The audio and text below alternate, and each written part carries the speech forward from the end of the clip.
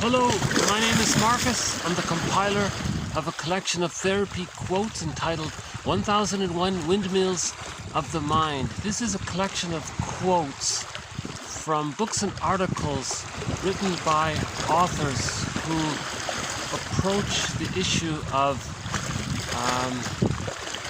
whatever we want to call it, emotional hygiene, mental hygiene. How do we heal the soul?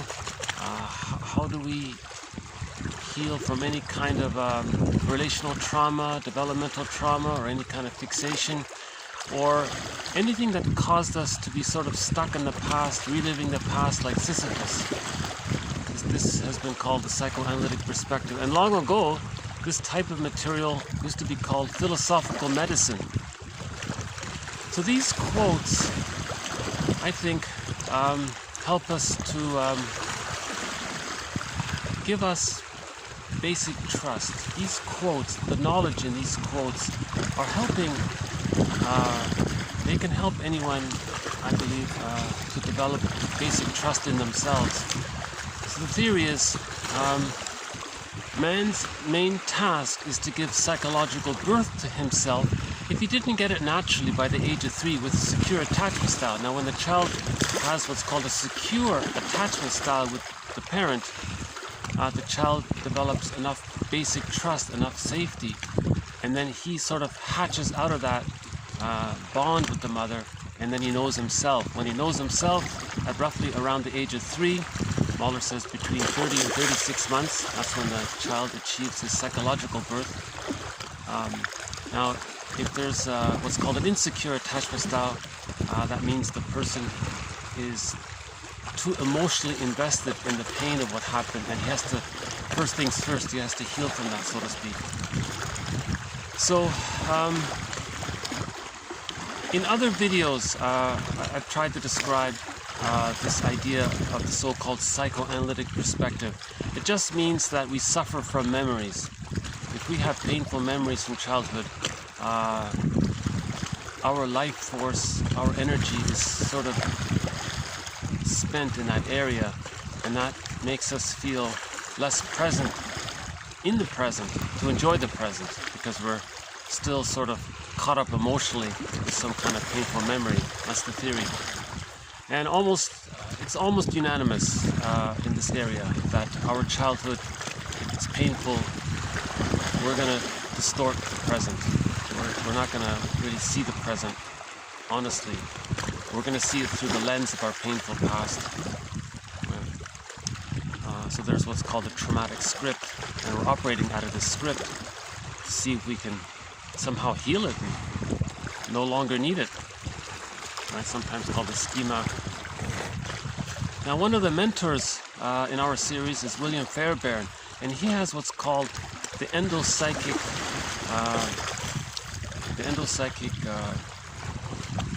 model of the unconscious.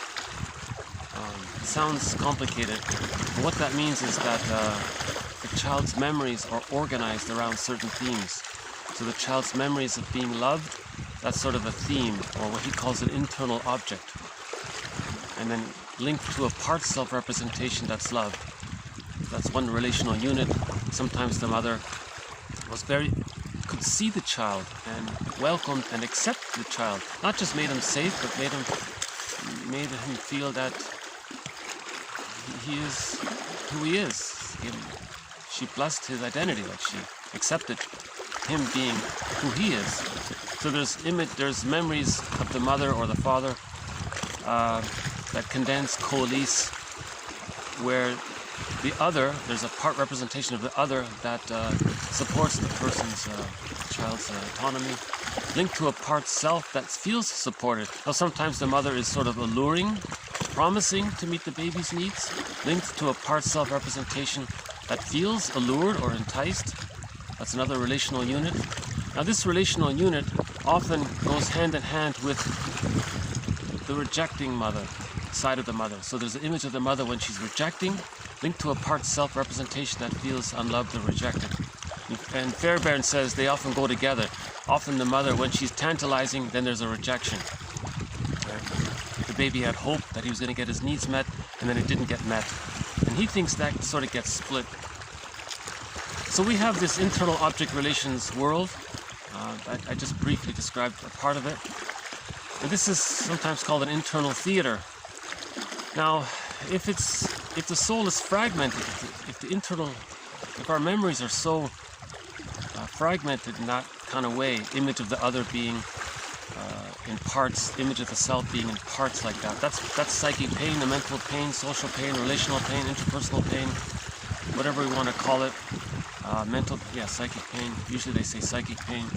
So that means much of the person's life force is in that realm, and the child's ego gets split into the conscious ego for the interpersonal external world, and his ego gets split into the unconscious ego, dealing with this internal object relations world. Now, the unconscious ego can project or get the person to identify with any one of these parts, and simultaneously the unconscious ego can get the person to see any one of these parts outwardly.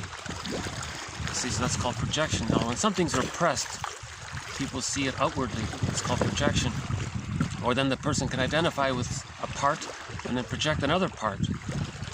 So that sort of model has been sort of covered in previous videos. That's called the endocytic structure. So something like that, looking at this model, for example, that's part of the psychoanalytic perspective, because these quotes and maybe understanding different models can help us understand why there is a traumatic script, how we deal with it.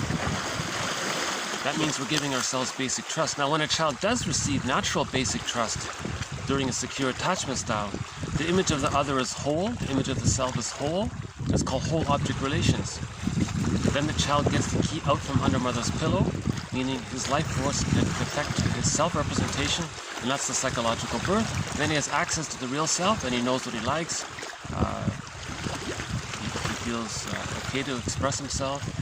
He knows maybe if he has any kind of unique talents or unique interests that's unique to his uniqueness. The real self will allow him to know himself a little better, because everyone is a little unique, and the real self allows that, right? So the ultimate goal is to get access to the real self, but to get access to the real self, we need the psychological birth. Now, one of the capacities of the real self is that it allows the person to mourn. The real self, part of the self, allows the person a wide range of affect, appropriate affect, needed affect. So, for example, if a person needs to mourn losses later on, the real self, part of the self, will allow the person the necessary affect, emotion to mourn those losses. See, if a person doesn't have access to the real self and they can't mourn losses, therefore, then they may have complicated grief, aggravated grief, pathological nostalgia, melancholia. That can lead to soul loss, burnout, nervous breakdown, stress on stress, the symptoms of PTSD, and to becoming, as one person said, to becoming a curmudgeon late in life. Bitter, stingy, miser, not an elder, because they're still in battle with that traumatic script, with that, you see. So when there's a trauma, it's painful, the psyche seeks healing, so it's trying to redo things, it's trying to re-see. See, when there's a trauma, the person distorts their perception of reality to sort of accommodate the traumatic script, to help see if the person can relive that traumatic scene over again in some kind of substitute form to see if they get a better outcome. Now, it can't be done, so the person acts like Sisyphus, constantly falsifying reality, distorting his perception of reality in service of this traumatic script. And if he's unconscious, he can do it his whole life and be like Sisyphus. Okay? Now he feels disconnected from himself, and he's not enjoying the present. So, he doesn't have access to the real self. So these quotes in 1001 Windmills of the Mind, they help us to understand a little bit about this traumatic script that we get around an insecure attachment style. Again, an insecure attachment style just means that the mother was more unavailable than available, or misattuned than attuned. If the mother's more loving than frustrating, the split images that the baby creates of the mother as good mother, bad mother, they can come together. The baby needs enough basic trust to allow those split images to come together. That's whole object relations and the psychological birth. But if the experience with the mother is more frightening than loving, the child has to maintain the splitting defense mechanism. See, when the child feels immense persecutory anxiety, he adopts the defense mechanism called splitting.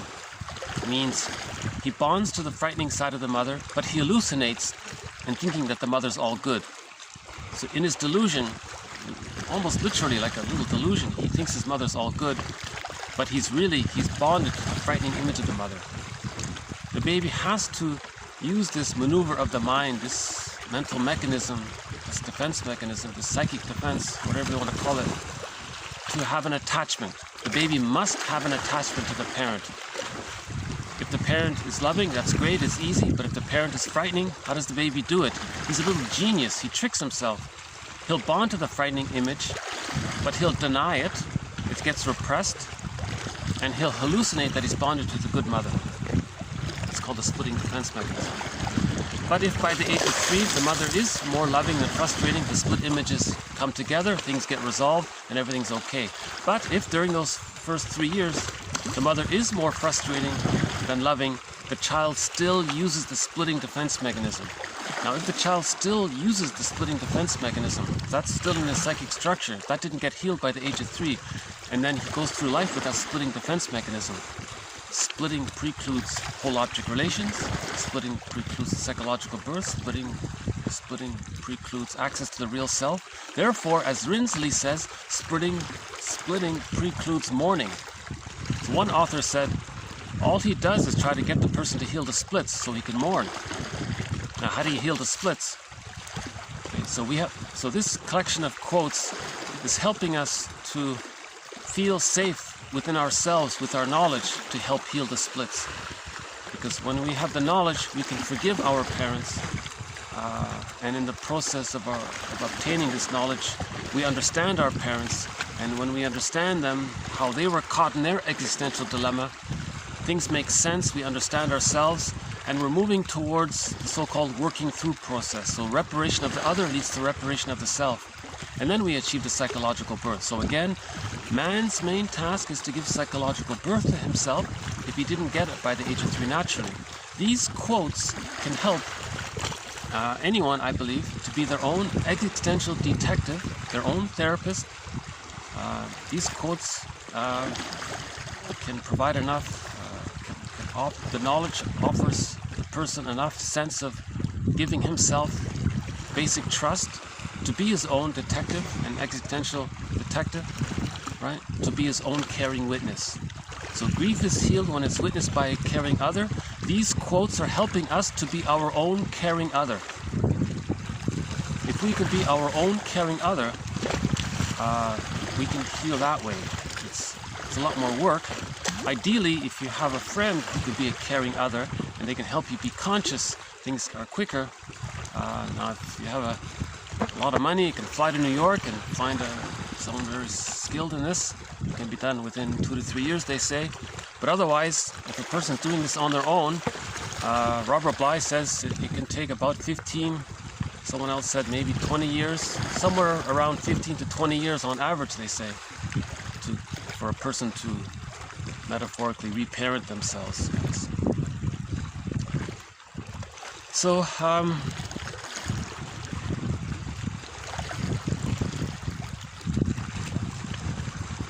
So this collection of quotes, 1001 Windmills of the Mind, comprises of the core collection from TQ1, therapy quote number 1, up to 1001, plus all of the bonus quotes. And we're now into the bonus quotes. So we're now we're into the 1400s. So all in all, there are over 1400 quotes, right? From the psychoanalytic perspective. Philosophical, medicinal quotes, right? To help give ourselves basic trust, to help give ourselves, to help strengthen us to be our own caring witness. If we can be our own caring witness, and we understand, we forgive. See, the willingness to understand and forgiveness go hand in hand. It's pretty much synonymous. Reparation of the other, forgiving the parent, leads to healing ourselves. So at the end of the day, you have to heal the parent. You get to understand the pain. Now, if you think, oh, what are you talking about? The parent was the greatest in the world. Okay, that could be what's called reaction formation. It's too painful to admit the unconscious ambivalence. It's too painful to admit the reality that the mother was more frightening than loving. So as a defense against that pain, we say it in reverse. That's called reaction formation. You have a feeling, it's too painful, sometimes you flip it and say it in reverse. So that's one of the threads in this series, this topic of reaction formation. We have over 30 threads in this series. One of our threads in this series is Robert Bly's metaphor of the bag that we drag behind us. So Robert Bly says that so much of who we are, our feelings and our feeling self and our ability to observe ourselves and our ability to maybe witness ourselves, our real self even, whole object relations, the developmental path to achieve the psychological birth, so much of who we are and our journey gets put into this bag that we drag behind us all of our lives. Right? So if our feelings get put into the bag, he calls it the golden ball, so if the golden ball gets put into the bag, we spend the rest of our lives trying to get back the golden ball. Right? Sometimes it's called the firebird. In one story, a man finds the feather from the firebird. Then he begins the journey to look for the firebird. So Robert Bly says, by the age of 5, so much of who we really are, for one reason or another, gets put into this bag. And by high school, or even much more of who we really are gets put into this bag. His joke is, by high school, oh, you're finished. He's humorous in his speeches, not to be taken too seriously. I mean, in terms of, too literally, I mean. Seriously, yes, but not literally. So a lot of who we are gets put into this bag that we drag behind us. Now, this bag is sometimes called our alter ego. It's us, but we don't know it. Like our ability to feel and laugh and be happy, that's in the bag, that might be a part of our alter ego. Now, if our ability to be assertive and set boundaries and say no or whatever, if that's difficult for a person, that ability to be assertive, that might be put in the bag. All of these lost traits of ourselves, if you put all of these lost traits into the bag, and then you look in the bag, what if all of these lost traits could amalgamate and form a person? That would be like your alter ego. Someone calls it Karen Horney calls it the stranger within. Robert Bly quotes a poet who says, "There's someone who walks with you, who's not like you, but who is you." Another one says, "Someone's living my life and I know nothing about him." Sometimes this is called simply the soul, or the shadow self, the second self, or the second self of the unconscious. In literature, it's called the double, the motif of the double. In that story, the student of Prague, the guy was arguing with another person. He didn't know, so it was a sci-fi story. That other person was his alter ego, and he didn't know it. When he hurt himself, he was hurt, and he didn't realize it. So it's a metaphor for that. So Otto Rank has a very good book, I highly recommend it, called The Double. He explains this literature motif of the double. Okay, so, and sometimes a guy named Darrow, he calls it the skeleton. He says, you want to welcome the skeleton to the fireplace, give him the best seat at the fireplace, treat him as an honored guest who has a right to be. He's a wise teacher, and he's teaching you that there is a conquest of the self, that we can heal ourselves. It means. Now this bag, in yesterday's video, I got a splash, and I was referring to the ocean. Yeah, this Yeah, this strait actually leads out into the ocean. So one metaphor for this bag that we drag behind us in myths and fairy tales is the ocean. Water is feeling, unknown, mysterious, vast, unknown, mysterious. Sometimes in myths and fairy tales, a person takes a journey on the ocean, like in the Odyssey. In the Odyssey, Odysseus was looking for himself. He was trying to find home. He was trying to find the golden ball, his home. The metaphor was his wife, Penelope. And yeah, in yesterday's video, I got a splash of water. And I was saying, oh, hello, Poseidon. So in the Odyssey, in the movie with Armand Assante, I highly recommend that movie by starring Armand Assante. It was an international production. That's the best film, to my mind, really the only decent film version of that story is the Odyssey, starring Armand Assante. 1997, I believe.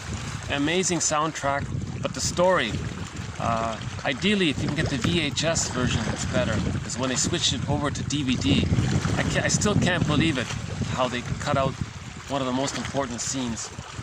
But anyways, in that movie, the ocean was personified. So in other words, the unconscious was given a name. The name was Poseidon. So Odysseus had this conversation when he met Poseidon for the first time. You can see the clip. Actually, there's a clip of it of the movie on YouTube. And Odysseus says, "Who are you?" And the ocean was speaking, right? The special effects was amazing. The water looked like a face, right? It was speaking. He said, in effect, Poseidon was saying, "I'm your unconscious. I'm you. I'm a part of you, but you've denied me.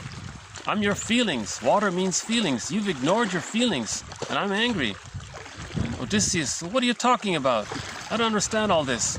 I'm your feelings, and you've denied me. You've lived in your you've lived your life up to this point, denying my feelings, and I can't take it anymore."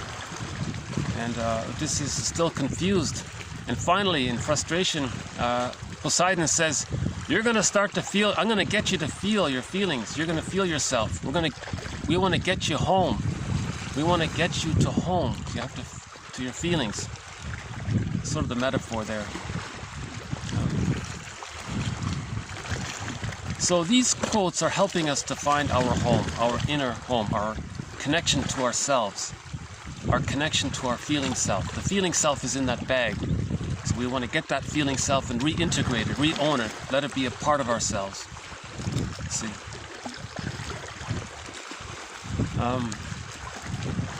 So this collection of quotes is helping us to build our knowledge so that we can re-own what we disowned in childhood, to reintegrate what we disconnected from. Because it's painful, right? If the mother is confused and she's using a bottle and forced feeding and scheduled feeding, the child's feelings got squelched and put into this bag. That's psychic pain. We feel pain and we feel alienated from ourselves. So, this first quote here is also from Robert Bly.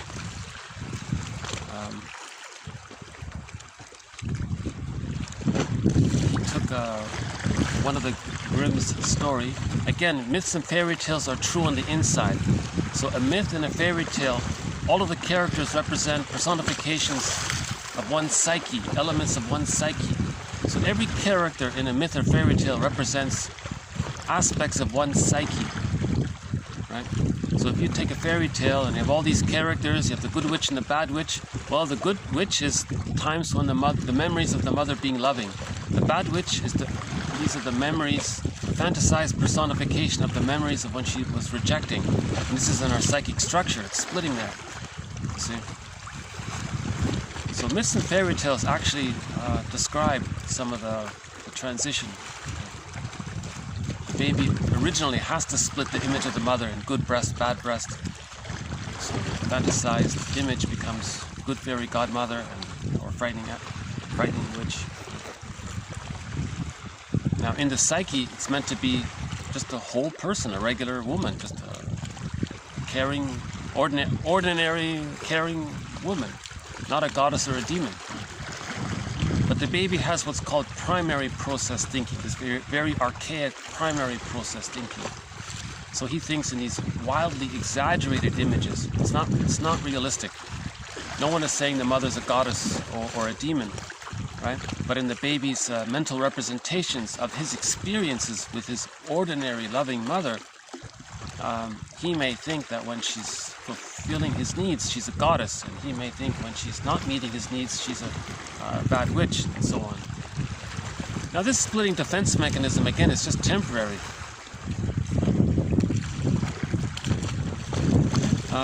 So the main idea here is that myths and fairy tales are true on the inside. They are an imagining of this internal object relations world. So William Fairbairn's endocytic structure model, that's our jargon that we're using now.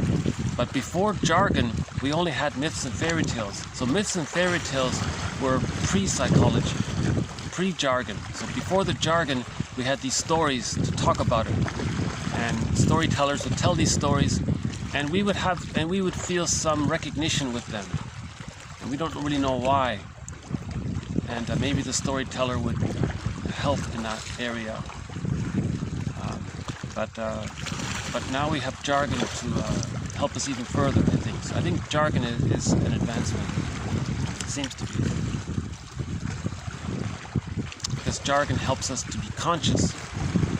Okay? So where id was, so all of that energy in the bag, that's called id, where id was, ego shall be. Right? We want to own our energy. Because if we own our energy, we can enjoy the present.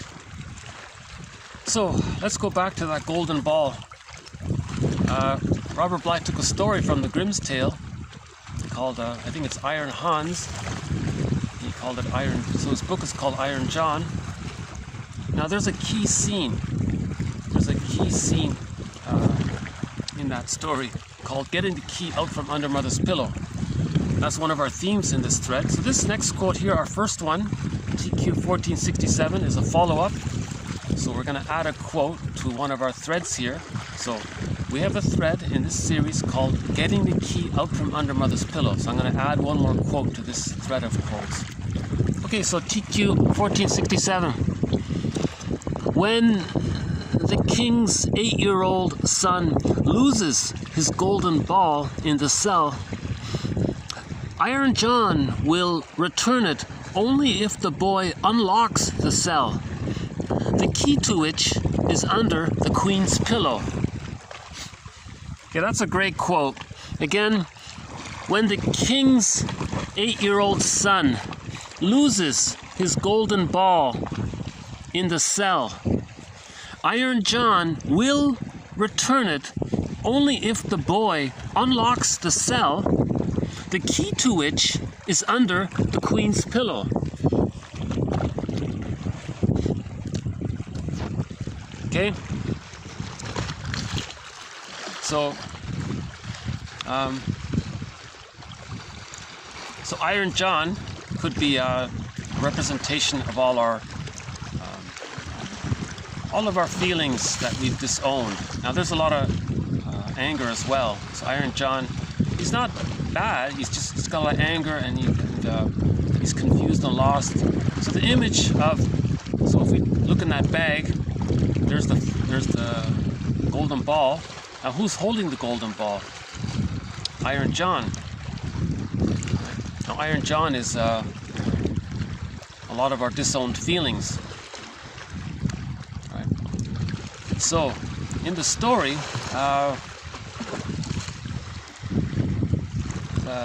Iron John was locked up, and the golden ball was in the cage, and Iron John was holding the ball. Now the little boy, again, these are all metaphors for the inner journey, right? This is called the mythopoetic movement, right? So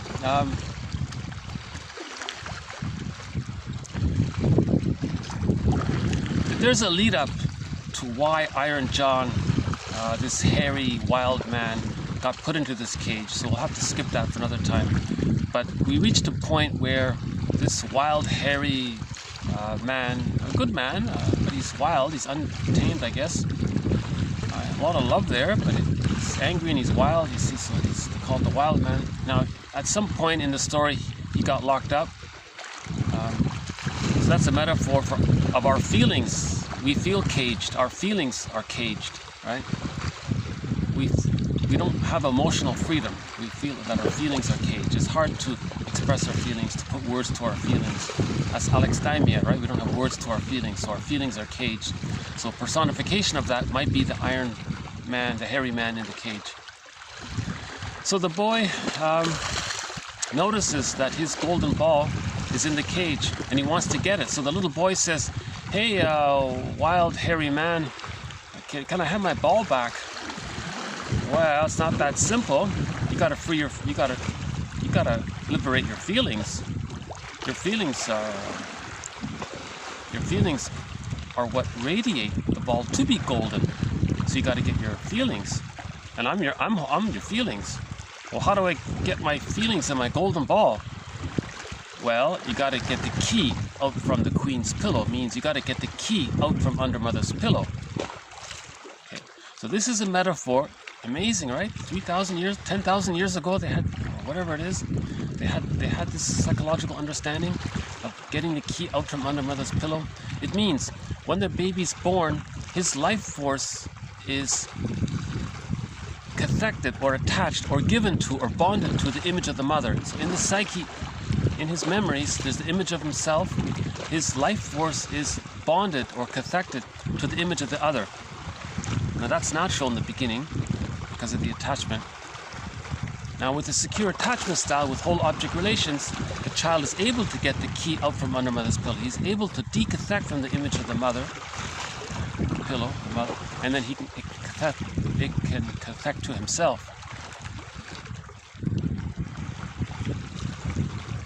So there's an image, there's an acknowledgement that the child is still a mama's boy. Now sometimes, women use the child to meet their dependency needs, and they don't want the child to become too autonomous. They say, fine, you can do well in school, but emotionally you have to still be dependent. So you can read that book, When He's Married to Mom. So any mama's boy, any Don Juan character, any Peer Gynt character, any kind of playboy or selfish, narcissist, all that, they're still bonded to the mother. Right? A lot of very, like pedants and a lot of very bossy, that's manifestation, often a manifestation of the mama boy syndrome. Right? So the task is we have to get the key out from under mother's pillow.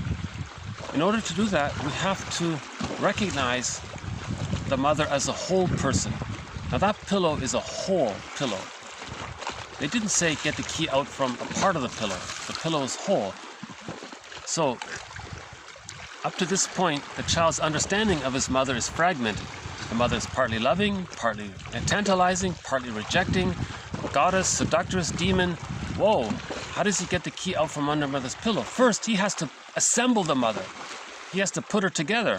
Humpty Dumpty, he's got to put her together. Reparation of the self. Reparation of the other leads to reparation of the self. If he can put the mother together, he can put himself together. So he's got to put the image of the mother together. Now, how does he do that? Here's where these quotes come in. These quotes are giving us basic trust. When we have enough basic trust, enough self-love, we can bring those images together. The reason the images are fragmented, the reason the image of the mother is split off from the reason the image of the mother is being rejecting, is split off, denied, disassociated, disavowed. It's separate, compartmentalized, put in a box, and it's separate from the image of the mother as being loving and wonderful. The child does that when the mother is more frightening than loving. The child has to protect the good, so he denies the bad, so it's split there. So he can't get the key out from under mother's pillow. Again, back to Fairbairn, the more rejecting the mother is, the more the child gives his life force to the rejecting image of the mother, because he needs her even more. the more unavailable she is, the more the baby needs her, the more he sends out his life force to connect to her, hoping and waiting to get her love. Now he's stuck there. You see? Now to get the key out from under mother's pillow, he has to make the image of the mother whole. Like a pillow, it's whole, one round circle. Right? So to do that, he's got to understand that he is bonded to the frightening image of the mother, and he's in this hallucination that she's all good. So he's denying the ambivalence. The first primal ambivalence the child has is love and hate. When the mother's loving, that's the love. When the mother's unavailable, hate is not organic. Hate is a byproduct of not getting his needs met. So we say love and hate. It's not a battle between love and hate. It's a battle between love and forgiveness. Difficult, right? So in this case, if the split images are still there, his hurt, his pain, and therefore his hate is greater than the love. His hurt, and from the hurt, the hate. So then we as a shortcut, we then say hate is greater than the love. That's why it's split. Now when the hurt and the hate are greater than the love, the splitting is still there, then he can't get his golden ball. He can't get the key. So in normal development, the mother's more loving than frustrating. Then the image of the mother is whole. Then it's easy to get the key out from under mother's pillow. It happens naturally, organically. It happens organically, naturally. The child gets a psychological birth at the age of 3. Organically, naturally. It's nature's way. Now when there's a distortion, there's a problem, there's a fixation, things get stuck here, frozen, Sisyphus gets stuck. Now we have to intervene, so to speak, and heal ourselves, right? It's a moral duty for each person to heal themselves. Wilson calls it the moral revolution, that we each heal ourselves. Masterson, Lowald, and many others say everyone is responsible for healing themselves. Even though they didn't cause the trauma, they are responsible for healing it, even though they didn't cause it. Sort of the paradox there, right? So the person has to recognize what's called unconscious ambivalence. The person has to get to this very difficult, painful, Steiner has the quote, it's this verdict of reality that makes the work of mourning so painful. So it's this verdict of reality. So the reality is this unconscious ambivalence. The reality is that the mother was more rejecting, unavailable, frightening than loving. She didn't have it to give. And we're in denial of that. She was partly loving, but more so frustrating. So that's the verdict of reality. We got to get to that verdict of reality. It's painful, no one wants to do it. It's much easier to maintain the delusion that the mother's a goddess, she's the world's greatest mom. It's much easier that way. But see, when we do that, we're preserving the split. When there's splitting, there's repression. When there's repression, then you see it outward. That's projection. And when you see something negative outward, that leads to prejudice and harm and all that. Then you got to rationalize and provide lies and further excuses. Then you want to coax others to play roles to preserve the repression. So you're preserving the splitting. You see? That's how painful it is to heal the splits. So again, we're in denial of this unconscious ambivalence. If we can face... So yesterday's quote, can I refer you to yesterday's video? The one posted just before this. It's about an hour long, just before this one. The last quote there, and the last sentence of that last quote was, to undo splitting, we have to get to the root of the original reason why the child adopted the splitting defense mechanism. Okay? Meaning the child has to get to the root of the original ambivalence. The original ambivalence is that the mother was more frightening, unavailable, right? If the mother had to use the child to meet her needs, that means she wasn't available to meet the baby's needs, so she was more rejecting than loving. That's the painful reality. That's the verdict of reality we have to reach, right? Then we look at the mother, okay?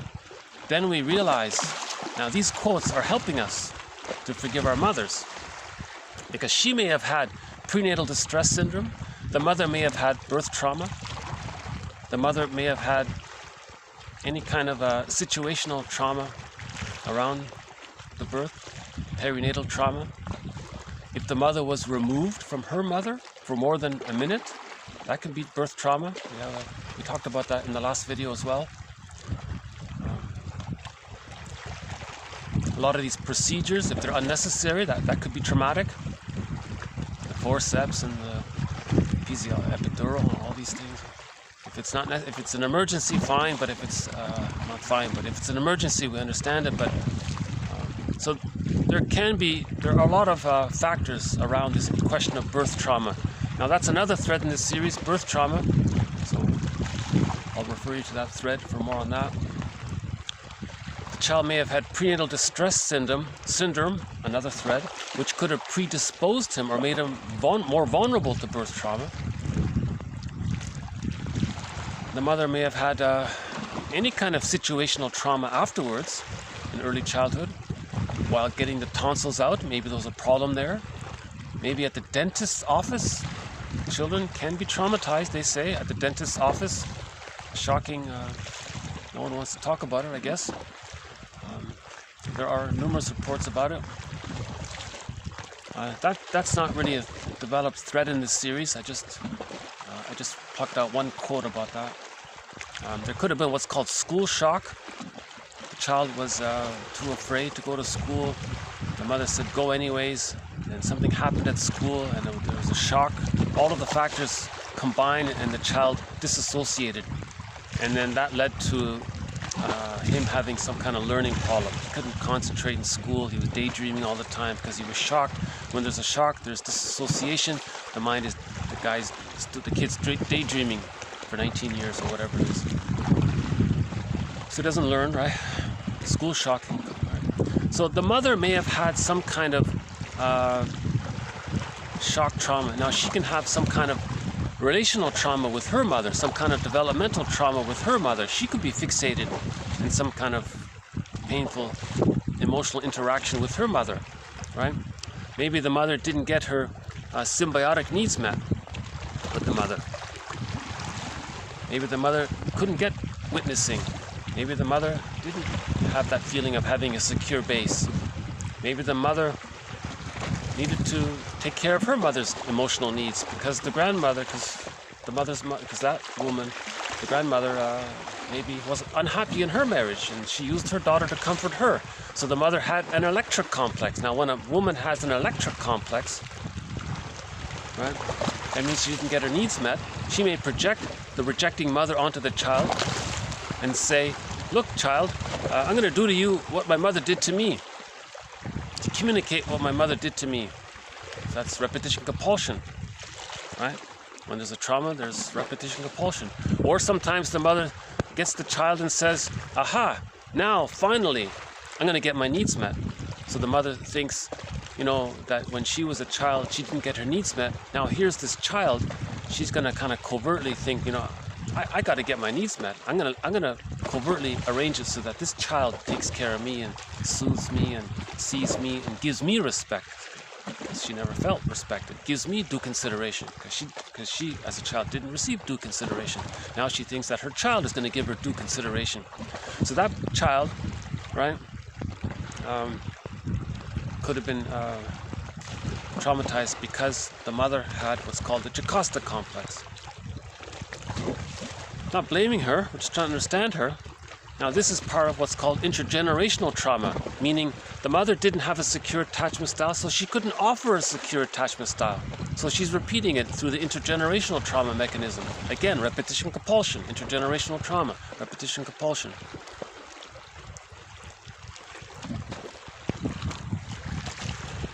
So we got some flies around here. Hold on.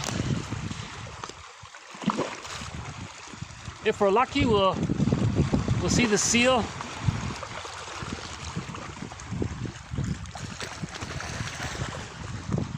No seal.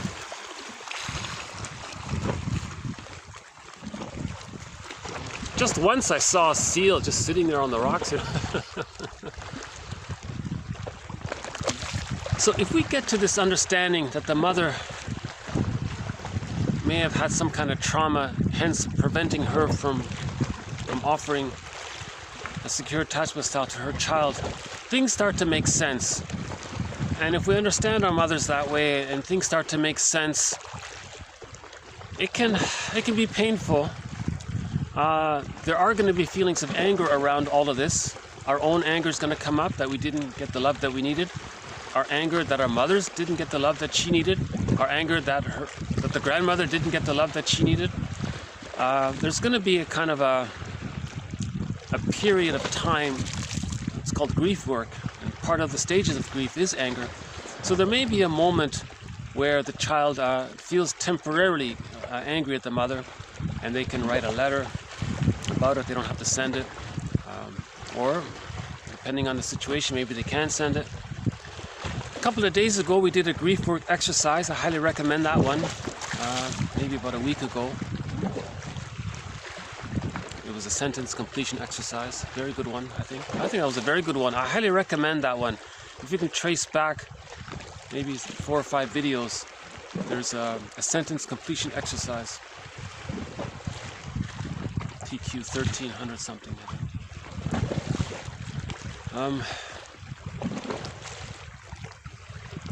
And then, you know, maybe we have to understand the system of why mothers are being traumatized. Then we can trace it back to the discovery of farming and agriculture. And that's the birth of when children couldn't get a secure attachment style anymore because of the panic around what happens if there's crop failures. Then we panic, we had to pillage, so we created a system of needing to traumatize the children to go out and help. Okay, that's another thread. I won't read that. That takes a lot of time to go through that thread. So we have a thread. Actually, it's not a thread. It's a sub-thread. We have a thread on the psychology of prejudice, and a sub-thread of that thread, or a branch of that tree, a sub-thread of that thread, is the psychology of around all that's related to the panic that came about when we discovered farming and agriculture roughly 15,000 years ago. So if we have some understanding of that, that can help sort of make sense of things. So we're not blaming the mother too much, because we're going to be tempted to blame the mother. But if we understand some of this stuff, then we're less likely to blame her. It's going to be easier to forgive her. So finally, we can start to forgive her. We understand ourselves, and we work that way.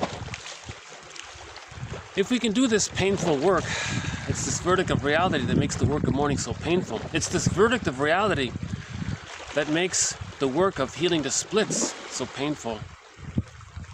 Okay? It's this verdict of reality that makes constructing the pillow so painful. Therefore, it's this verdict of reality that makes getting the key out from under mother's pillow so painful. Now, remember, we need the key out from under mother's pillow. Again, that's a metaphor for differentiation. Because when we get the key out from under mother's pillow, that's a metaphor for differentiation.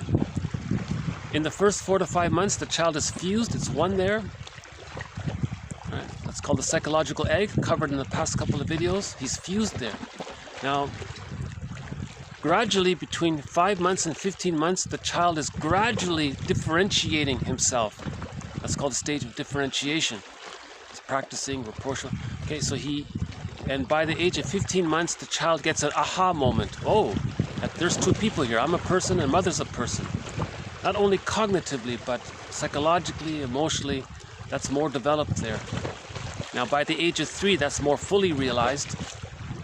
Okay, so at the age of 3, he gets the key out from under mother's pillow.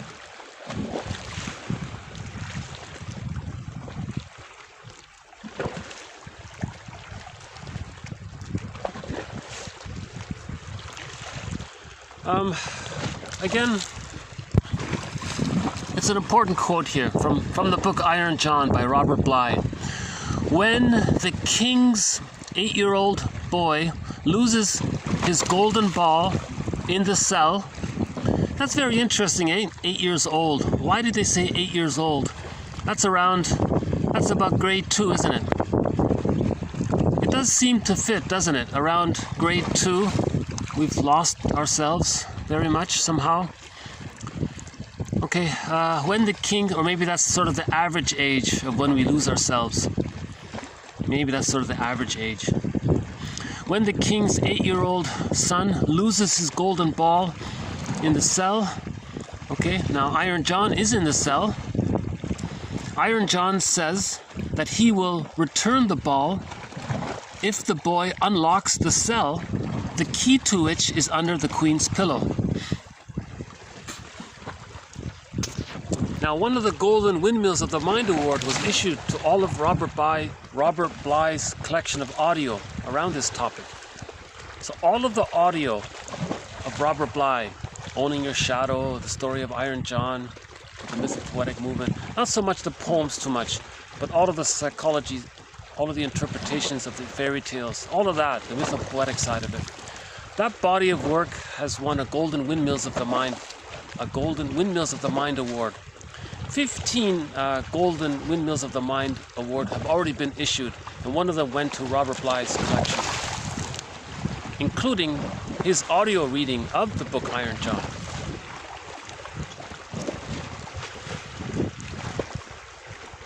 Now, this next quote here is sort of a follow-up to it, partially. Now remember, if the golden ball is still in the bag and Iron John, our feelings, is in the cage, we don't feel our feelings, it's all locked up. Our emotions are caged, and our feelings are in that cage as well. It can sort of feel like we don't really know ourselves. Now, I'm going to introduce a new jargon here. A lot of people talk about it. I've sort of avoided it, but I think I need to address it. About 150 years ago, someone came up with a confusing term. Now, this term, you have to be careful. It's on a spectrum. There's very mild versions of it, and then there's the more serious versions of it. Now, this series, we're not really talking about the more serious version of it. We're talking about more the mild versions of it. Okay, so the term is, again, it's on a spectrum. It's on a spectrum from mild to severe. Okay?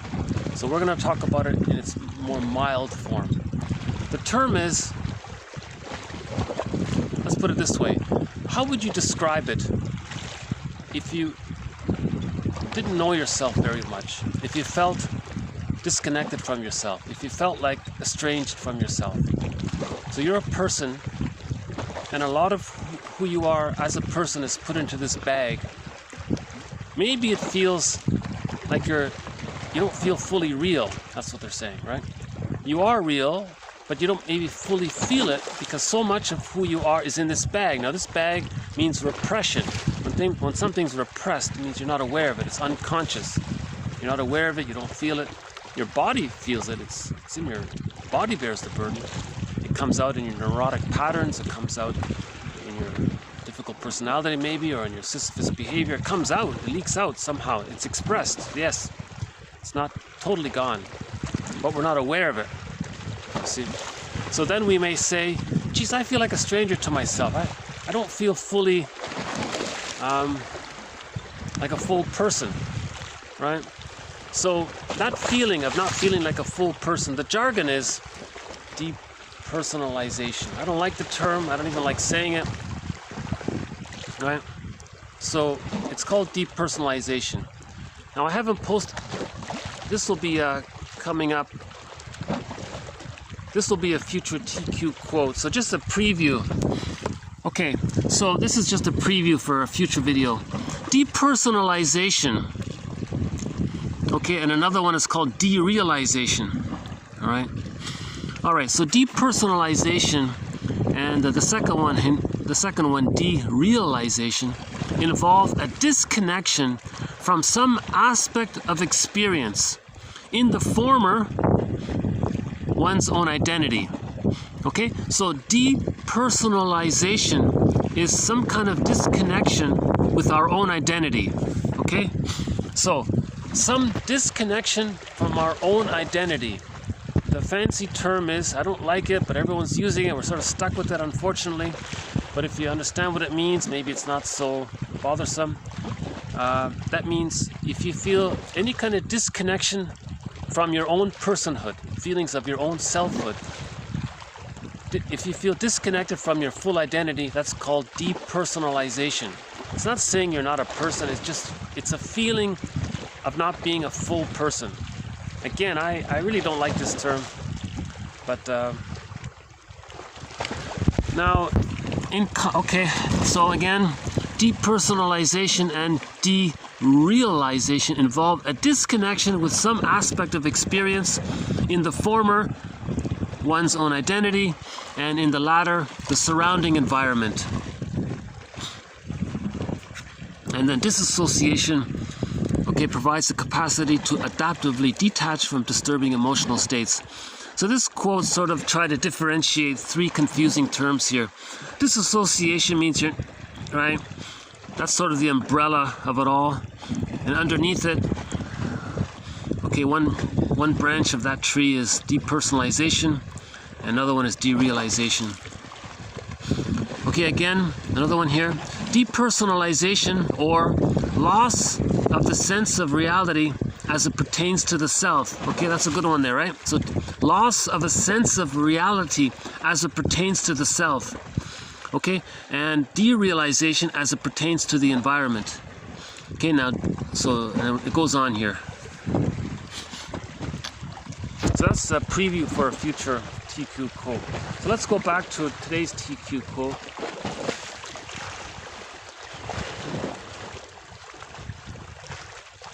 Hold on a sec.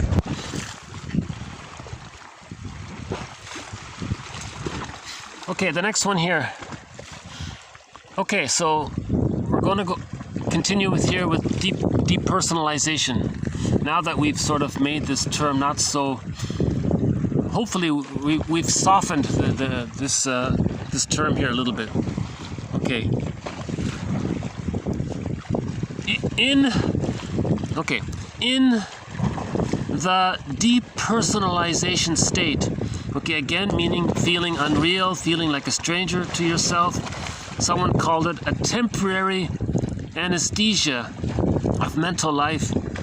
Okay, there is a regression to the early symbiotic state of the mother-child relationship. Now, during the early mother-child symbiotic relationship, the periodic absence of the mother is experienced as a loss of narcissistic cathexis by the infant. Depersonalization as a special type of reaction to the loss of a love object differs from regular grief work in that the loss is not acknowledged at all, and that the object lives in symbiotic union with the subject.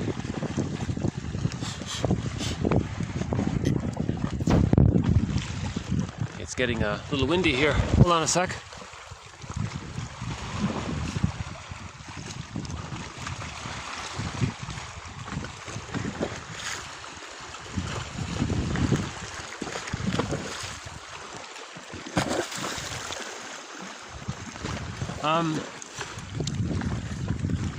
So the theory here is that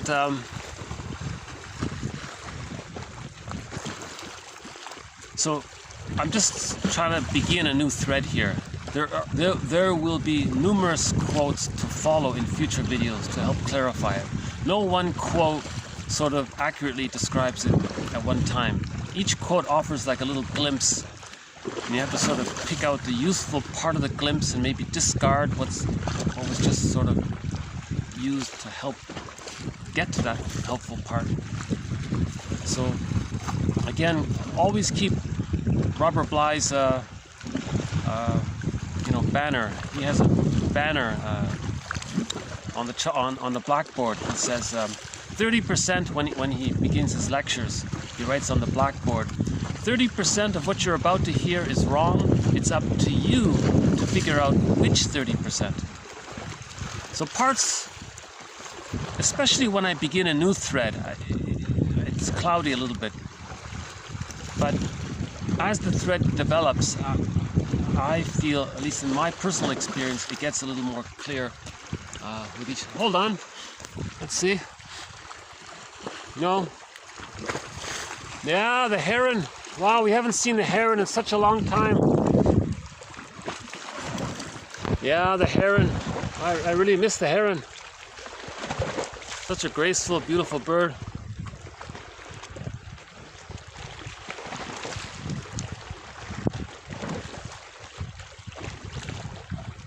Okay. So the theory here about this feeling of not feeling fully connected to who we really, in other words, who am I? Here's a simple way of saying it. If you ever ask yourself this question, who am I? I don't really know myself. I don't really feel fully real. And we had that famous children's story, the Velveteen Rabbit, How to Feel Real, right? So the theory is, the past couple of videos talked about symbiosis. Okay, so this links to the past 3-4 videos on symbiosis. If I can refer you to the past 3-4 videos on symbiosis, this what I'm now going to say will make more sense. The theory is the child's life force is cathected to the mother in the beginning. Of course, the baby has to bond to the mother, so most of his attention, most of his life force is bonded to the mother, is given to the mother, so to speak. Again with Fairbairn, he says life force is object seeking, meaning life force is symbiotic seeking. The child has to form a symbiotic relationship with the mother. That's called the extended womb, the extrauterine womb stage. That's the psychological egg, the social symbiosis. Again, because humans come out too early, babies need what's called an extended womb. So the baby is very, very dependent on his mother. Very dependent on his mother. So his life force is attached to his mother. Now let's say there's a trauma there, but that's not fully resolved. Let's say he didn't really get the key out from under mother's pillow. Let's say there's some kind of fixation in that area of the connection to the mother. Now later on, the person connects to other things and people, so that's fine. He still has a symbiotic, kind of a ongoing symbiotic connection with others, his spouse, his close friends. Now sometimes, if he doesn't have a close person to connect with, or if there's a loss in the relationship, he feels that he's lost a part of himself. He feels depersonalization. Because now back to the template. So much of the child's feelings and emotions and psychology is given to the mother. Now, if the mother's not there, we theorize the child's going to feel this. Who am I? The child needs the mother to feel himself. Ultimately, he can do it for himself. When he gets the key out from under mother's pillow, he can do it for himself. In later life, he won't really feel this so-called feeling of depersonalization in later life. But let's say that he didn't get the key out from under mother's pillow. So in later life, that pattern sort of continues in his transference love. So if he loses a relationship, he may experience some kind of a manifestation similar to what the child would feel if the mother's not available. This fear, this panic, this loss, who am I? He's scared. And then he numbs out and disassociates to deal with the pain of it, right? Or the person may adopt what's called the manic style, like being very busy and doing a lot of things. Emotional eating might be a part of that. And let's say, so we can call these defense mechanisms against the fearful feelings of being reminded of how we didn't get our symbiotic needs met. Okay. So we do things as a defense mechanism, as a defense to not be aware of the painful feelings of what we would feel if we were to be in touch with not getting the love that we needed as a child. You see? So a lot of the things we do is a defense against anxiety. One of the anxieties is what's called persecutory anxiety. If the mother's not around, the baby needs the mother, Klein calls it persecutory anxiety. Masterson calls it abandonment depression. Abandonment depression. That's an umbrella term and he includes a list of feelings, and he groups those feelings under the term abandonment depression. So as a defense against abandonment depression or persecutory anxiety, right? Now, we're not going to feel that if we're bonded to another person, right? But if we lose that person, then we may distract ourselves by being very busy. Now, let's say we're not so busy anymore, and we don't have another relationship. Now, some of those, we may get, when that defense mechanism is no longer available, okay, then see, defense mechanisms buffer or squelch or hide or repress the feelings. Now, if those defense mechanisms are not being used anymore, they're not available, let's say, those feelings are going to come up. Now, if those feelings come up, he may say, I don't know who I am, I feel it's kind of like this dreamy state, I feel like, where am I, and who am I? So he's going to have that feeling of estrangement to himself about his identity. That's a kind of a manifestation of the template of what the child would feel, or what the child did feel when his mother wasn't available and it got stuck there. And we're not in the repetition compulsion, what the child did in that case was develop all these defense mechanisms.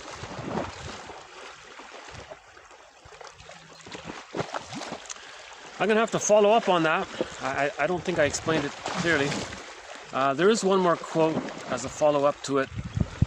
Okay, in other words, another way of saying it here is, in other words,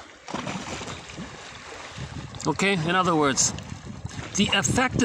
ineffectiveness of the client's defenses against his symbiotic loss seem to be behind his feelings of boredom and depersonalization. Okay, that was just sort of a summary statement of somebody's summary statement of Fenichel. So Fenichel was basically saying this, okay, that one client felt this sort of boredom, and he sort of had this, he felt flat. He didn't feel alive. He didn't feel real. He felt disconnected to himself. Who am I? He felt bored, let's say. Okay, now what he was saying was, normally he had defense mechanisms to squelch that. So these defense mechanisms to squelch that, the feelings of abandonment depression, of not getting one's symbiotic needs, those feelings are often, excitement, and dopamine is exciting when you're chasing something, and if you get something, you feel one up, and you get serotonin, or then there's pain relief. So we have these other kinds of activities that keep us distracted from our real emotions, from our body. We do these other activities for serotonin and dopamine and all that, and we're right. So let's say the person no longer engages in those kind of entertainments, or whatever you want to call. I'm not sure how to call it. Distracting kind of things, and the person thinks how great it is. Now, if he does, he may not realize it, but some of that, unknowingly, he may not realize it, but some of that is being used as a defense mechanism to not be aware of the original abandonment depression. That's what it means. Okay, let's try this one last time here. Okay, in the depersonalization state, meaning feeling unreal, like a stranger to oneself, estrangement, self-estrangement, self-alienation, right? Mild disassociation, feeling numb, feeling unreal, all that, right? A temporary anesthesia of mental life, right? There is a regression to the early symbiotic state of the mother-child relationship, okay? So there's the key here. There's a regression to the early symbiotic state, the unmet symbiotic state, meaning the child's key is still under mother's pillow, another way of saying it. Okay, so there's a regression to the fixation of the child's key still under mother's pillow. It means he didn't differentiate from the mother. He's still, in his internal object relations world, still too connected to the mother, right? Again, we have to forgive the mother for that. And when we forgive the mother for that, then we get the key out from under mother's pillow. Okay, during the early mother-child symbiotic relationship, okay, her absence is experienced as a loss of our life force. A loss of our own life force. When the mother's not around, the baby feels that he lost his own life force. His prana, his elan vital, his spirit, his chi, I'm not sure if that's the right one, or his I'm just using life force if that's okay. Right? Okay, so he's losing his own vitality, his own inner vitality. Can I say vitality? Let's just say vitality. So when the mother's not there, the child doesn't feel his own vitality. Right? Now, this makes, in general, common sense. If you're with your best friend and you feel safe, you feel more alive. You feel more real because you feel safe. Right? Now, if your best friend's not there, maybe you feel like you lost a part of yourself, kind of thing. You didn't lose a part of yourself. What you lost was a lot of your vitality was invested, given to that, metaphorically given to that person. If they're not around, you don't feel your vitality. That's what they mean, right? Something like that. Okay, depersonalization as a special type of reaction to the loss of a love object differs from grief work, okay? Yes, in grief work, you're aware of the loss. You acknowledge the loss. It's painful. You go through the process. You're aware of, so it's different. Now, if you're not aware of the loss, that can lead to this feeling of depersonalization. This mild disassociation, this mild trance-like state. Some people say they feel like they're going through life sleepwalking a little bit. Not literally, like a little bit, just metaphor. You know, that song, Life is But a Dream, you know, maybe that's from that. You know, maybe life is but, it's not a dream. Maybe he feels like life is a dream. He feels not fully connected to himself, therefore he can't really enjoy the present. Okay, that one there. If the guy says that, oh, life is like a dream, that's called derealization. When you're disconnected from your environment, that jargon is derealization. You don't think what's around you is fully real. That's called derealization. We're now talking about depersonalization. But sometimes they go together. There's a blurring there sometimes. Okay, so we want to move from denial to the grief process, okay? So healing, in this case, would be to move from the denial of the loss to the acceptance of the loss. And with the acceptance of the loss, we spend 15 years trying to figure out how to mourn the loss, right? So we have to give ourselves basic trust to do that. These quotes, I believe, are building basic trust, right? Knowledge is giving us basic trust. If we're getting understanding, we're more aware, we feel more comfortable with ourselves, with this knowledge. So metaphorically, this body of quotes, it's like, you know, it's like meeting a wise mentor and they're passing along their knowledge. You know, so something like that. All right. Okay, I think we should move on here. Okay, the next one here. The person suffering from depersonalization loses his ego, okay, and thus his ability to think clearly and feel present in the moment. Okay, all right, next one here. The analytic dyad can agree to consider somatic states as a sort of dream of the body that, like a dream of the mind, can be explored and investigated together. And this may reveal memories. Okay, so we have a thread on the body-mind connection. This is really way out there for me. This is very abstract. I don't really understand this. He says, just like we can analyze a dream when we wake up, okay, it's called TTAQ. When you wake up in the morning, you quickly get out your pen and your notebook, and you write down TTAQ. Yeah, that dream you remember, give that dream a title. What's sort of the general theme of the dream? Affect. Identify the main emotion. And Q, the question. What question is Poseidon asking you? Poseidon is asking you a question. What is the question? So TTAQ. Right? So he's saying here, similar to that, look at your body symptom. If you have a sore back or whatever, whatever bodily symptom you have, treat that as you would a night dream. Regard that as a dream. TTAQ. Give it a title. Give the symptom a title. What's the theme? What's the emotion? And what question is Poseidon asking you? Yeah. Poseidon is your unconscious. It's a part of you. It's the voice of your unconscious. It's the voice of the stranger within. It's the voice of your double. It's the voice of the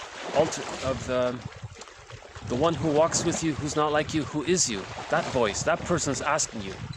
So they're speaking to you through the symptom. They're talking to you through the symptom. Your unconscious is talking to us through the symptom. The symptom is a way of bringing repressed material to consciousness. Okay, we're going to move on to projection here. Okay, before I do that, I'm just going to take a quick stretch here for a second. Hold on a sec.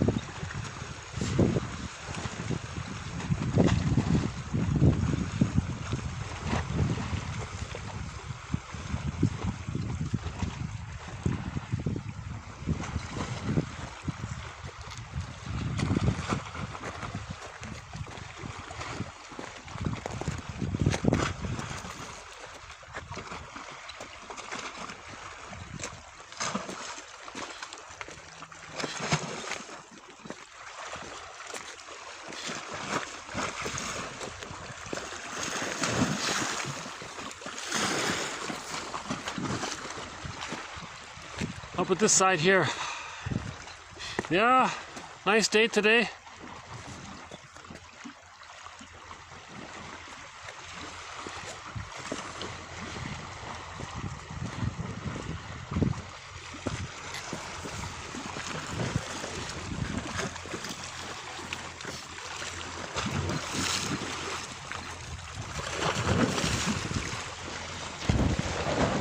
Okay, so we're gonna follow up on our thread on projection.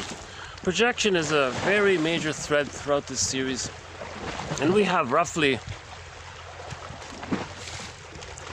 maybe close to 100 quotes on projection, maybe less. Every author talks about projection. It's pretty much a given. Projection means when something's repressed, something in that bag. The psyche seeks wholeness. There's an innate drive for wholeness. There's an innate drive to be as whole as possible. So what does the psyche do? When something's repressed, the psyche gets the person to somehow see it outward, or to think that it's outward, or to think some other person has an attribute that you have, right? So the metaphor for this is projection. It's as if your unconscious ego is holding this little film projector, and there's a reel there. Now the contents of the reel is yourself. It's part of you. It's you. But you're not aware of the film and the projector. You're only aware of the image on the screen outward. And then you say, oh, look, this person out there or that out there is this and that and this and that. And you're not aware that it's yourself. Laughlin calls this a mirror defense. You're seeing it outward for you to see what's inward. It's called projection. So projection is the means of bringing unconscious material to consciousness. Projection is the means of bringing repressed material to consciousness. Projection is the vehicle or the avenue of bringing repressed material, unconscious material to one's own consciousness. See, that's very important because we want to own our projections. A major theme of the men's movement is owning your projections. Apparently, what they do is in many self-help books, they'll say that, what are your strong opinions about this person or that person? Well, look in the mirror. You just described yourself. When you say he is, okay, switch that pronoun and verb and then to I am. So he is, fill in the blank. Okay, just change it. I am, fill in that. Especially if there's strong emotions. Now there's often what's called mote beam projection. There may be a little truth to it, but it's like a speck. It's irrelevant. But you're using that as a hook to hang your coat on, and then you think that whole coat belongs to them. Mote beam projection. Now why do we project? If we project, if we see what we don't want to see about ourselves outward, then we maintain the repression. If it's repressed, repression is the most primal defense mechanism to deal with psychic pain. When the mother uses the bottle, the child doesn't really feel soothed or held or loved, so he feels devalued and rejected. So his feelings go into the bag. That's repression. So if he sees other people with feelings, he says, look at those, look at their feelings. He's trying to somehow get in touch with his own feelings. Yes, there's some truth. The other people may have feelings, but what he's really trying to do is somehow get in touch with his own feelings, especially when his judgments are extreme and exaggerated. So that's why there's a lot of discussion about this topic of projection. In a recent video, we had the quote, projection therefore distorts reality. It's a falsification of reality.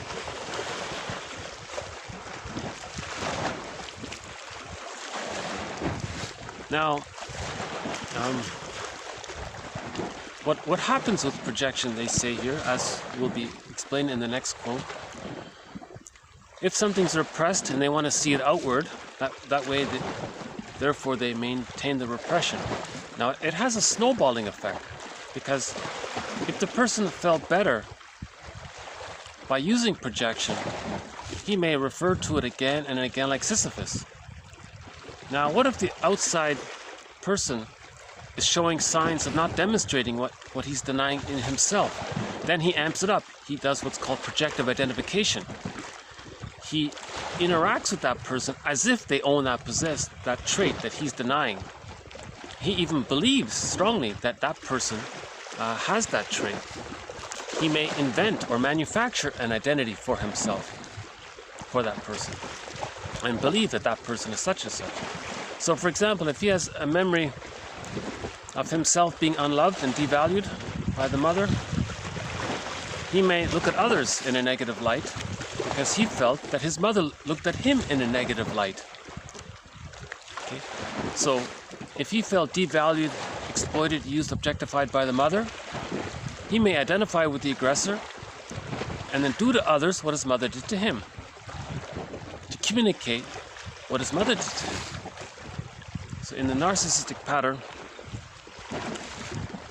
the person copes with the anxiety of not getting love by identifying with the aggressor, and then they do to others what his mother did to him, because the psyche is somehow trying to communicate through what's called action language, through their behavior, what happened in childhood.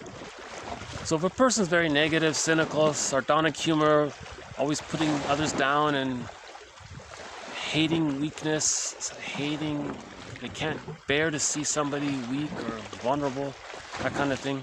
They're trying to communicate that that's their experience in childhood with the mother, that they believe that their mother didn't accept them. So now let's say the other person is not showing that, or not accepting those projections, or they're not showing it. Now the person is more invested in seeing the other person, or whatever it is we're talking about, the object. Projection cannot be only for people. We can project onto things, and we can project onto places, we can project onto philosophies, onto ideas, we can project onto a time period, we can project pretty much onto anything, right? So if we're projecting something onto something, and that something is not metaphorically holding it or containing it for us, then we want to amp it up. We want to coax the other person, let's say, to demonstrate what the projector is denying. Then they can reinforce the projection. Does that make sense? So with the narcissistic pattern, sometimes the person will project the frightening image of the rejecting mother onto a non-threatening substitute other and say how bad that peaceful, non-threatening person is. They're trying to communicate, right?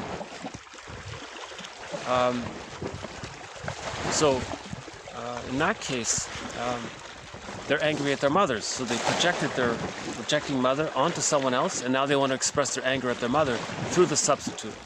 It can't be done, it's a delusion. But what Burglar says is, what he's doing is he's trying to communicate to his mother in his mind. See, mother in the mind, see how rude I am to that person? I'm showing you how angry I am at you by being angry at this other person as a proxy or something. So he's in this battle with his mother in his mind. And he can spend his whole life.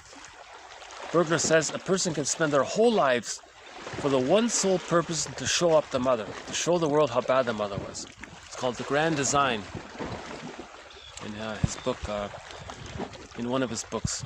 I think it's the one called Curable and Incurable Neurotics. I think it's in that one. So Burglar is one of our mentors, Edmund Burglar. Edmund Burglar is the #1 most prolific author of psychoanalysis direct into the English language. If you include translations, then he's the #2 most prolific author of psychoanalysis. But the translation of the #1 one is all muddled up, I think. But anyway, that's another topic. So, again, projection is our mind's attempt to help us own what we've repressed. So the next little batch of quotes, I sort of bundled them up together as one TQ quote. These are sort of quotes I had in that sort of honorable mention pile. They didn't make it to the core collection, so I'm going to include them into the bonus material here. So these are these next batch of quotes are all on projection and projective identification. Those two I just tried to describe.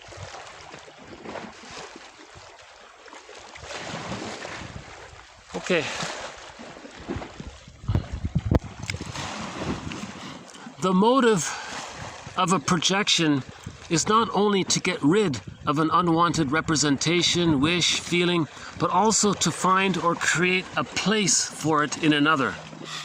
So this is an imaginary. You don't believe you have this attitude or wish or thought, or you don't want to admit something about yourself. You want to find another place for it. You want to relocate it. Now that's metaphorical. You're doing this in your fantasy. It's called a secondary delusion. You want to create this secondary delusion that someone else possesses what you're denying. Okay, that someone else has what you don't want to admit that you have. That's what he means. The function of all projection is to seek an external container for feelings the self finds intolerable. Okay, again, the same idea.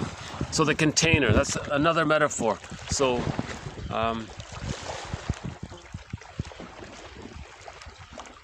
if the person unconsciously feels fill in the blank, they don't want to admit it, they want to say that their colleague has that feeling very much. So that the metaphor is they're containing it for them, in the sense that when they believe that other person has what they're denying, it's as if the metaphor is they're containing it. They're holding it. It belongs to them. It doesn't belong to you. That preserves the repression. Projection is the byproduct of repression. Repression means you want to keep it in the bag there, disconnected from yourself. You want to give it to your alter ego. Then you feel depersonalization. You don't feel fully real. You want to own what you disown, right? Okay, so again, these are all metaphors, right? Now, when this happens, the recipient of the projection is coerced into experiencing and dealing with the unwanted, corrosive emotional contents that were too much for the projector to handle. Okay, so usually with projection, very often they want to coax the other to demonstrate the thing that they're denying. So if a person feels sad, they don't want to admit it. They see their colleague as maybe they want to try to get one of their colleagues. That's called scapegoating. They find someone, who can we make sad? Who's vulnerable a little bit? Oh, we can make that person sad.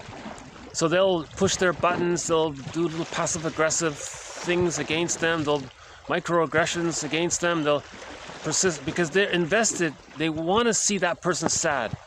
And their ambition is, if they can coax that person or trigger that person to feel sad, then they can feel that they're containing their sadness, that it's out.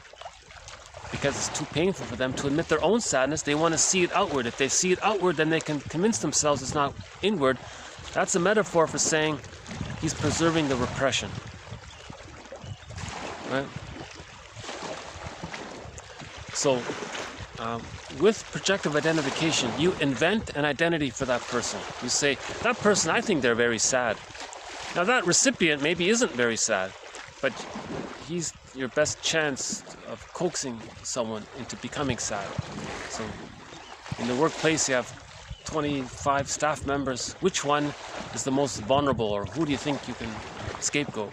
Okay, well, you pick that one. That's your target, I guess, right? So then you say to yourself, no, I think that person's sad. No, they're sad. Now you're rude to them, you do things, you're difficult with them, you're passive-aggressive towards them. You want to coax them to being sad. And every time you succeed, right, in getting that person to show some kind of sadness, you feel a little relief, because that means you're further away from your own sadness. But all you did was maintain the repression. Now, what if that person is not sad and it doesn't work? Then you're going to start to feel your own sadness, unless the projector finds some other defense mechanism. So we want to own our projections, in other words. The projector is mostly unconscious of the personal owner. The projector is mostly unconscious of the personal ownership of the faults he sees in others. Okay? Elizabeth Howell, a very good author. I recommend her book. She has a book called The Dissociative Mind by Elizabeth Howell. A very good book.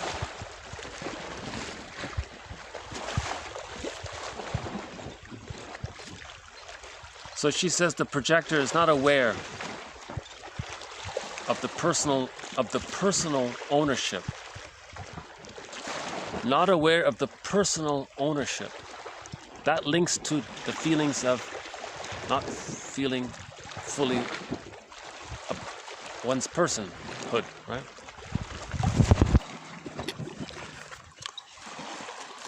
Projection is a process whereby one denies the self. Projection is a process whereby one denies the self inner act of projecting. Projection is a process whereby one denies that one is projecting. Okay? That the creation is external. So you convince yourself it's external. So sort of same idea there. Okay, projection is the displacement and relocation of the person's own thoughts, feelings, desires, and so forth into others or to the outer world. Okay? Projection is often regarded as one form of an individual's denial of an undesirable affect, wishes, or thoughts, etc., something unbearably counter to his or her own self-image. Right? He doesn't like it. It goes against his self-image, his false self. He's identified with his false self. It goes against his image of his false self. So it bothers him, so he wants to see it outward. Projection is basically an ascription to another person of one's perhaps partially recognized or totally unaware subjective experience. The mechanism of projection is a defense reaction against concepts unpleasant emotionally in consciousness. Projection is combined with the manipulation of reality selected for the purpose of verifying the projection. Okay, so that's a good one there. It's a falsification of reality. He says it's a manipulation of reality, right? You're going to manipulate reality.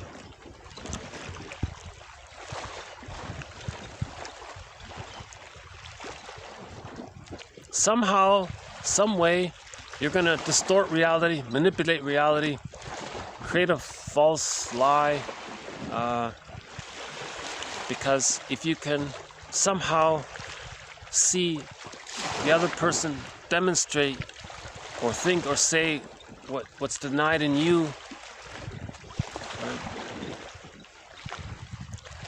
we had that example long ago about that woman, about that friend. She said she was sort of manic. Her friend was I don't really use that manic depressive model too much, but she was sort of a little sad herself. Her best friend showed sadness, and she liked it. Now, when her best friend got better, her first friend said, "You broke our contract. The deal of our friendship was, I'm the happy one and you're the sad one. Now you're sort of okay. You broke the deal. I'm not going to be your friend anymore." And that person left. The friendship ended because she broke the contract. Now that first friend, the projector, was invested in seeing her friend sad. So she would do things to sabotage her success, to sabotage her happiness, to break up her relationships, because she needed to see her friend as sad, because that was an outward manifestation of her. Yeah, tough stuff here, eh? All projection is projective identification from the vantage point of the projector. Now he was saying here that sometimes the person sees another person. So a person wants to see something that's disowned in them onto others. Now the other person may be oblivious to this, and it doesn't work. But from the projector's point of view, they invent an identity for them. So that word projective identification has two parts. You project, it means you see outward, and then identification, you give them an identity. That's projective identification, and you want them to identify with that. You want them to accept your manufactured identity for them. It's called projective identification. The client projects something he is unable to tolerate. It's a confession. So projection is confession. Prejudice is confession, right? So you got repression, then it's projected. Now often prejudice comes from projection. So prejudice is confession. Projection is confession, right? The mirror defense, it's a mirror. You're projecting, it's for you to see what's within. It is questionable that projection can occur without a certain degree of projective identification taking place, and what is called simple projection is, in fact, a mild form of projective identification. So that's good there. She sort of clarified things there. Okay, unlike projection, projective identification involves, quote, induction. You want to induce in the other a corresponding inner experience. You see? You want to induce in the other person a corresponding inner experience. So that's, for example, the misery loves company one. The friend was feeling unhappy. He wants to induce the other person to feel unhappy, right? So he wants to induce, he wants to create it. Misery loves company, so he feels less alone. So he feels better that way. That's how he's dealing with his own sadness, right? Projection is a process of assigning an unwanted quality in self to another. Projection may occur when there is a regression within the ego, right? So if the ego is, if you're under stressed, oh, I got a warning sign here from, okay, I think I'm out of storage here. So I'll have to wrap this up quickly here. If this video cuts out suddenly, there will be a part 2. Otherwise, I'll try to finish this within a couple of minutes here. Projection is a way of dealing with wishes, thoughts, feelings, qualities, anything which the individual refuses to recognize as belonging to him, right? Projections do not always emotionally affect the recipient. Okay, so I hope this little batch of quotes sort of added to our understanding of both projection and projective identification. I like this one here. She says that projective identification is sort of a mild version of that. Projection is a mild version of projective identification. Or projective identification is a more aggressive version of projection. So the link is there.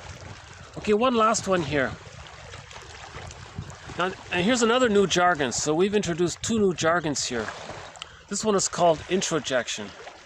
I'm gonna have to do this briefly, and I'll follow up on Introjection in future videos. But let me just sort of get the ball rolling here. Okay, introjection is a mental mechanism operating outside of and beyond conscious awareness, whereby loved and hated external objects are taken within oneself symbolically. It is the opposite of projection. So introjection refers to an unconscious process wherein one takes components of another person's identity, such as feelings, experiences, and cognitive functioning, and transfers them inside themselves. These components may then be perceived in someone else, so you can later on project what you introject. So you take on someone else's aspects and then you see them back out again. Right? So we can project something of our own, or we can project something that we've adopted from someone else. So we introjected something from someone else and then we project that out again. So you have to be aware of what are we projecting. Is it organically our own, or are we projecting something we adopted? Okay, that's from Wikipedia there. Okay, the reason why introjection is not observed so easily as projection is that introjection is frequently concealed by the presence of a secondary projection, right? Introjection is considered a self-stabilizing defense mechanism used when there is a lack of full psychological content between a child and the adults providing that child's psychological needs. Here it provides the illusion of maintaining a relationship at the expense of the loss of self.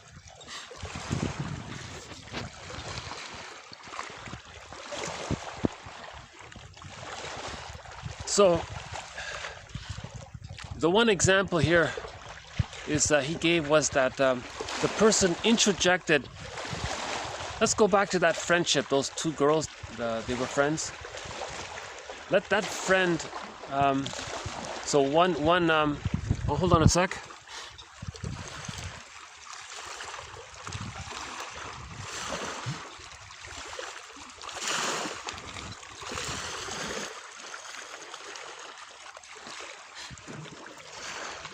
So that one friend, let's call